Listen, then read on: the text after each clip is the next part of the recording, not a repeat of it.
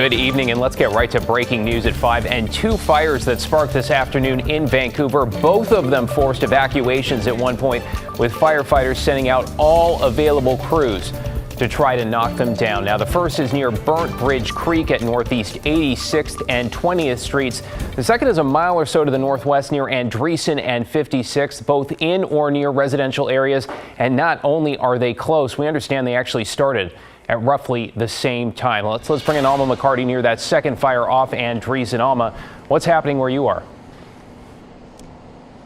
Hi, David. We were heading up here for one fire and then headed to a second. We saw lots of smoke in the air in this part of Vancouver, and we followed the smoke and we followed the fire crews to right here at Northeast 55th Way and 56th Way. The fire starting somewhere between those two roads and impacting this structure you see here behind me, where crews are still using their fire hoses, still trying to make sure that all of the flames are out. But we have been told that things are pretty much under control at this moment. There was also some fire that did get into the trees and went pretty high up, which really concerns some of the neighbors out here. Check out these videos that they shot earlier today of the fire in progress.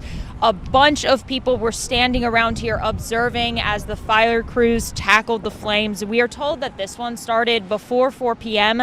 And then when we were out here, many people told us that they were, again, just concerned given the number of houses and apartments in this area, given the number of trees and how much the wind was blowing all afternoon. Now, the first fire, as you had mentioned, that happened closer to the Burnt Bridge Creek area around Northeast 86th Avenue and 20th Street. That's where we headed first.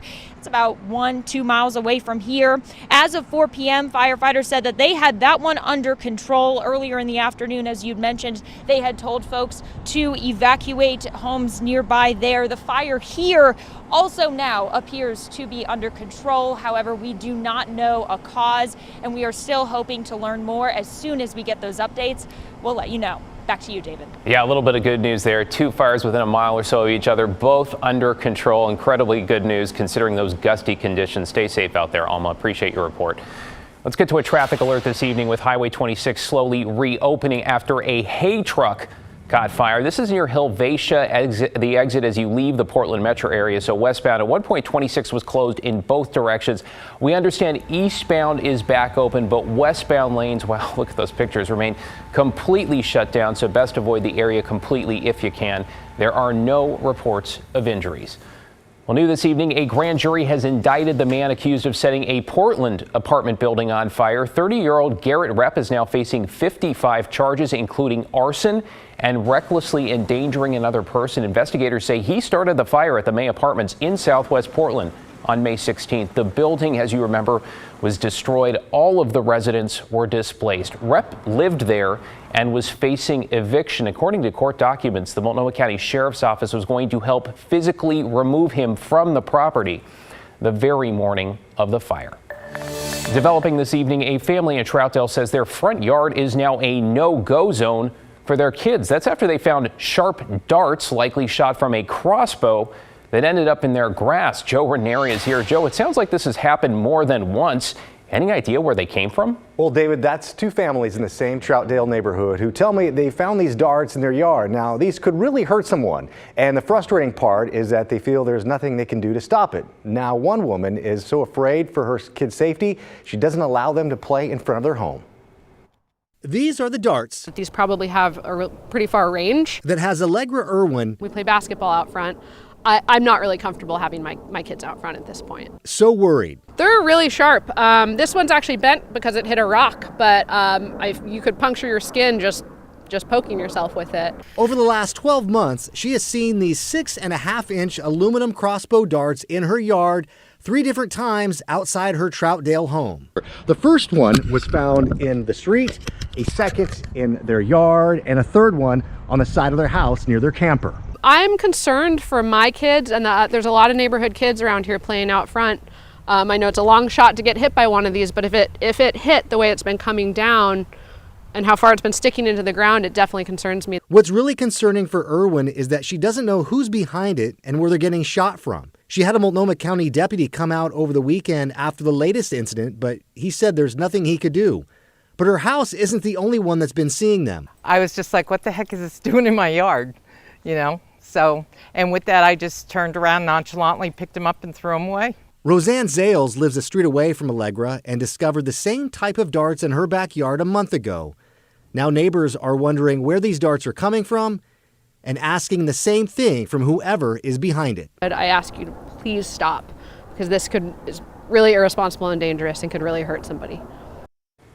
Allegra has also posted on her neighborhood Facebook page and next door about what's been happening, but despite everyone being obviously very concerned, nobody seems to know where the darts are coming from. What a truly bizarre case there. Thank you, Joe. Let's get to efforts now to ease our housing crisis, because for the first time in 7 years, people in Multnomah County can apply for Section 8 vouchers. Blair Best joins us. Blair, this is a big step when it comes to helping out with rents. What do people need to know here? Well, while today is filled with hope for many people, David, the reality is out of the 20,000 expected applications, only 2,000 people will be selected. From there, it will take up to 3 years for them to get a housing voucher. Now, a Section 8 housing voucher is a form of federal rent assistance meant to help people who make at or below 50% of the area median income, which is $39,000 for an individual and $56,000 for a family of 4. Now, back in 2017 and 2018, Multnomah County stopped handing them out to those on the wait list because they didn't have enough funding. Well, today, the federal government announced $1 million is coming to Oregon for these vouchers. It's a needed boost given the state of our homeless crisis.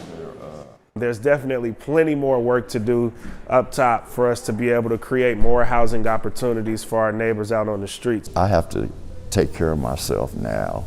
I can't worry about 5, 7, 8 years down the road. I have to worry about now. I need a place today. Well, nonprofits like Street Roots and Blanchet House in downtown Portland are helping people all week submit their application. And the deadline to apply is on Friday. Yeah, and it's not first come, first serve. You do have until Friday. Appreciate that, Blair.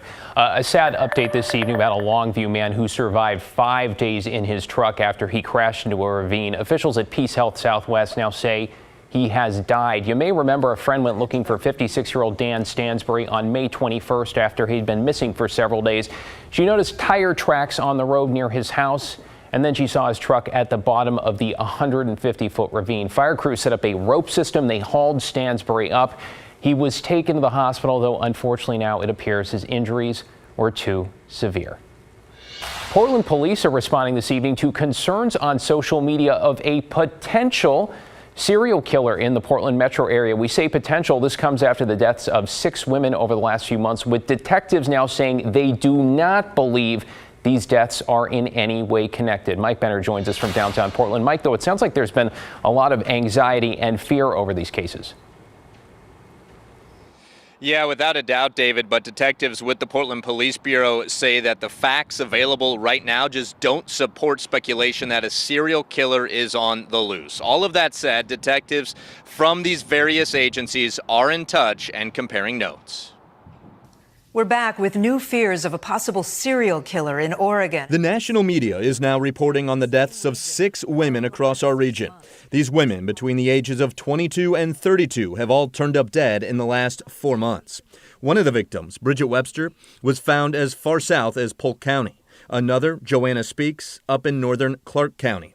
But the bodies of the other women were discovered in and around Portland. Detectives have ruled out foul play in the death of one of the women, found in a tent along Southeast Flavel. But foul play has not been ruled out in the other 5 cases.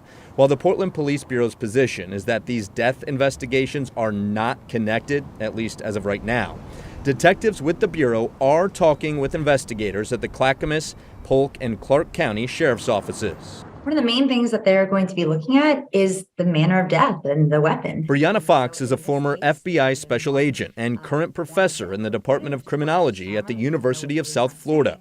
She says in addition to the manner of death and weapon, detectives from the various agencies will be looking at possible connections between the victims themselves, as well as forensic evidence gathered at the scenes. I'm sure what police are trying to do right now is pool evidence across multiple scenes.